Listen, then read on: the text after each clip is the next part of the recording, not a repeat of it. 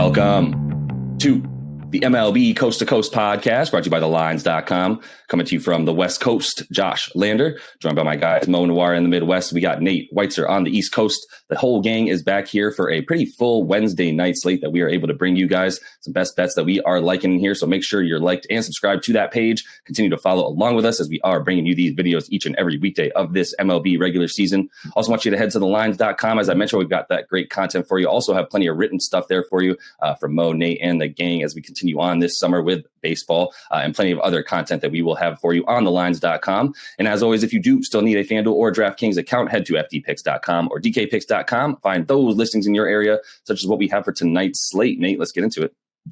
Yeah, pretty even breakdown. A lot of afternoon games, but we are focusing on the night games per usual. So I'll just skip ahead to that first one at 6:40 Eastern. Dodgers minus 150 at Reds. We got Rockies plus 170 at the Marlins. Nats are plus 130 at Baltimore. Cubs minus 125 at Pittsburgh. The Tigers plus 120 at Fenway in Boston there. Yankees up to minus 145 at Tampa Bay. Giants plus 120 at Atlanta. The Guardians plus 140 at Minnesota. Cardinals slight underdogs plus 102 at the Brew Crew. The Mariners minus 135 at Oakland. And then the Royals plus 200 at the Angels, who are throwing Ohtani. And we're going to keep it pretty East Coast centric here on Wednesday, starting with the Yanks, who I don't know how you can bet against them at this point. First in homers, first in ERA, and apparently ahead of the pace of the legendary 1927 Yankees because of those incredible splits. And I mean, you're going to expect some variance in baseball, but probably not when Jordan Montgomery is pitching. He's just a really, really solid quality start machine, as we've said before, especially at Yankee Stadium. Really knows how to limit damage by walking basically nobody. He has a 10.7 K to walk ratio, a 0.8 whip at home. Also limiting hard contact no matter where he is. In Tampa, they don't strike out a lot against lefties, but they also don't hit a lot of hard balls. I mean, 27% is the sixth worst in the majors. He's shown an ability to limit this lineup. Yankees 29-7 at home at this point. Rays have lost 8 of their last 11, including 4 of their last 5 against the Yankees. And they're throwing Shane Baz, who has plenty of talent. Is just a young guy who probably isn't, doesn't understand some of the nuances of pitching at this point. And the hard contact he's been giving up is extremely troubling when you face the Yankees.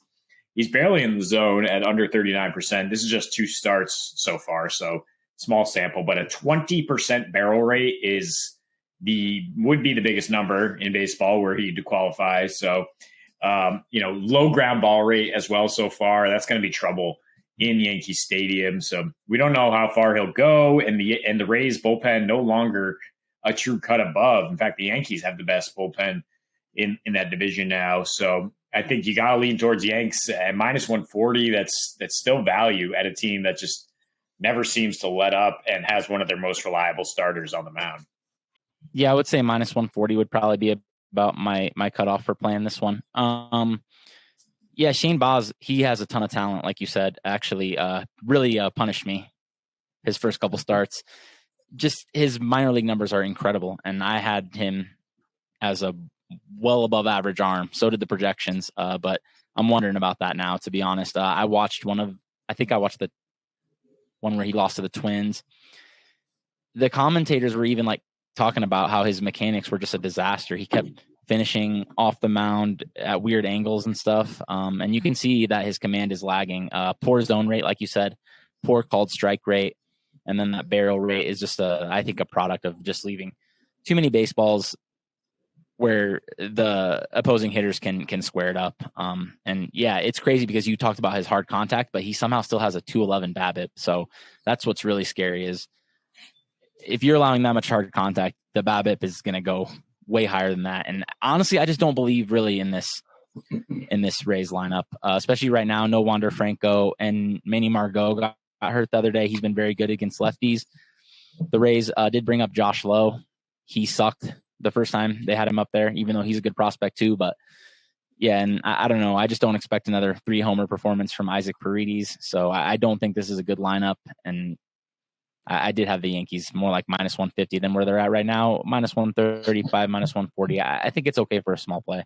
Yeah, I would agree. I mean, technically the Yankees regressed a bit over the course of the last 3 weeks from their absolutely, just pounding the baseball to still basically top half of the league in pretty much every offensive category, top 5 and some pretty important ones as well. So even their regression has just meant that they're just not far and away the best offense in baseball for a while. And really on the other side of the ball, I would agree, in terms of the ability for the Rays to continue to produce runs. Like you said, they're going to need some heroics with a couple of guys still shelved in terms of Wander Franco still on the IL. You got Margot as well. So I think there's a couple of reasons to like Jordan Montgomery a bit more here. The under has hit in a bunch of his recent games as well, which is a good for him, as you can continue to rely on that Yankees offense. So I think it is a good pick up to about minus 140 as well. But let's move on to another one that I know Mo is looking for some value here. Might have been able to get it if he got it early enough. We're taking the Tigers in Boston right now. The Tigers right now probably a little bit shorter, but at any rate, total is 8.5. Tarek Skubal, and we got Michael Wacha for the Sox.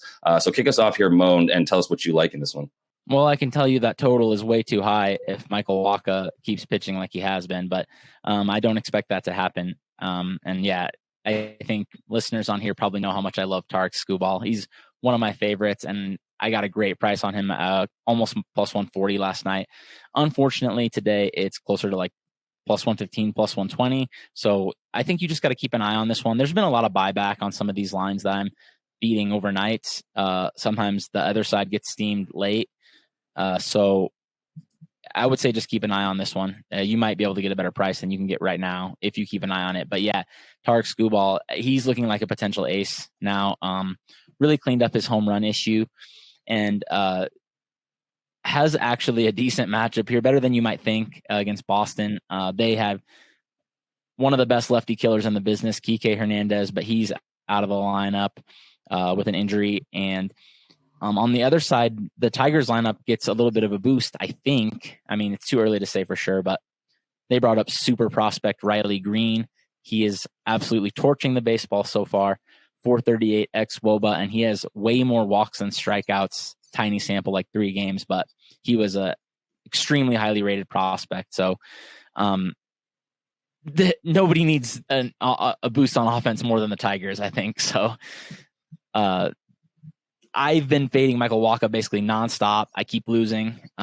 His ERA is 2.28 or something, but his skills absolutely stink. 23.1 called strike plus whiff rate, I believe. There's just almost no metric you can find that on his peripherals that looks good. I think this is complete fluke, luck, whatever you want to call it. He's not pitching well. At some point, it's going to catch up to him unless he starts striking guys out. And I think the market is obviously never going to be excited about Detroit against Boston. So if you keep an eye on it, you can probably get a decent price at some point later. But I'm happy with the plus 140 I got. I think down to plus 120 is okay. Which is where it's at now, and that run total down to 8 at FanDuel. So getting a little lower as we look at these pitchers. I mean, I go back to what I said, we expect some regression in baseball towards the mean, but not when you have this matchup. I mean, Detroit, even with one big prospect back in the lineup, just an abysmal offense. I mean, the 81 runs created plus, 278 WOBA the last 30 days, 26% hard contact. And that's what Wacha's doing. He's managing contact. The peripherals indicate that he will regress at some point. But, I mean, if he didn't do it against the Cardinals that knew him well, I don't think it's happening here. He knows how to pitch at Fenway. He's just getting by on veteran acumen. And, I mean, Skubal, he has struggled. He's shown some signs of chinks in the armor the last 3 here. He's never pitched at Fenway. You want to talk about veteran acumen, how to know how to avoid that monster.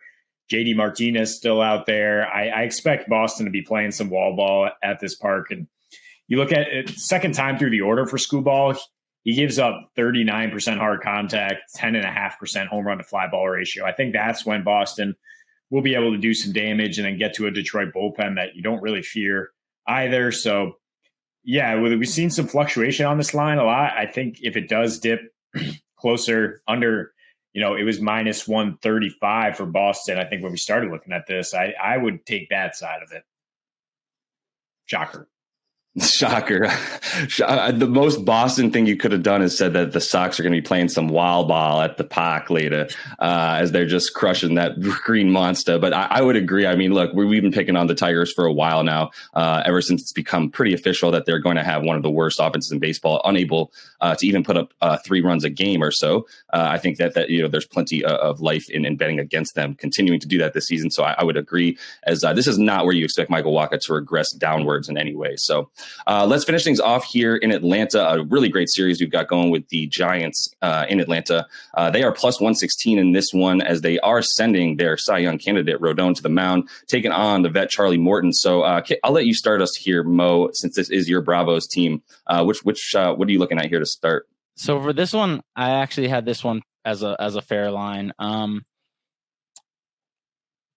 The Braves have just hammered lefties after a bit of a slow start, but they've been crushing lefties, and third in baseball with WRC plus there. Only the Jays, who are absolutely just a supernova right now on offense, and the White Sox have been better against lefties. They take a little bit of a hit without Ozzie Albies. He's quite a bit better when batting from the right side, and he's out for, I don't know, he might be out for the season. But yeah, I think even just pitch mix wise, the Braves look like they're in a decent spot here.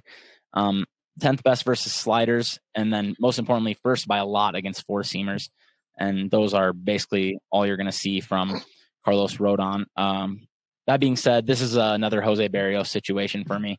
Charlie Morton is like my NL version of that. I can't figure him out. I can't win a bet on one of his starts. He has put up a bit of a bizarre lineup so far. His Sierra is 3.78. It looks not out of place at all compared to his last couple seasons. You look at that and you say he's probably about the same guy, but then he's got a 4.44 xERA, 4.24 FIP. So I really don't know what to expect from him at this point. And he does face a Giants lineup that's looking a little stronger than it looked a couple weeks ago. They called up this prospect, Luis Gonzalez. He's playing pretty well. Brandon Belt's back in the lineup. I know that when you look at these pitchers, it looks like the Giants should be favored, but I think given the Braves offense, defense, and bullpens here, I do think they should be slight favorites, which is about where they are. The plus 118 I saw this morning at FanDuel, I think you can start thinking about betting the Giants, but other than that, I'm not really interested. Yeah, plus 120 right now for the Giants, and I expect runs to be scored, especially on that side. We talked yesterday about taking the Braves over with DeSclafani on the mound, and that sure as hell hit. I mean, 22 combined runs from these teams. I think the Giants are aware that they're not going to be able to just expect Rodon to shut this team down. They're going to have to put some runs up, and Morton has been giving it up. I mean, he's got a career low ground ball rate, career high hard hit rate, earned that 324 BABIP. I mean, his curveball has gone from rating plus 26 to -4. Just cannot get the same break on it with this new baseball, maybe, or maybe he's just freaking old. He's 38. And Rodon still showing plenty of talent. I mean, his K rate has dropped a lot in his last 6 but he's managed contact a lot better. Still 5% barrel rate on the year. And the key stat for me is Atlanta has the second highest chase rate in these last 30. San Francisco has the lowest. So if Morton's depending on them to go outside the zone and help him out, I don't know if that's going to happen. And I think Atlanta, Rodon can get these guys to swing and miss outside the zone. He has a 36% outside zone swing rate. So I lean a little bit Giants, definitely at the plus 120, and I lean towards them getting at least 4 runs on the board.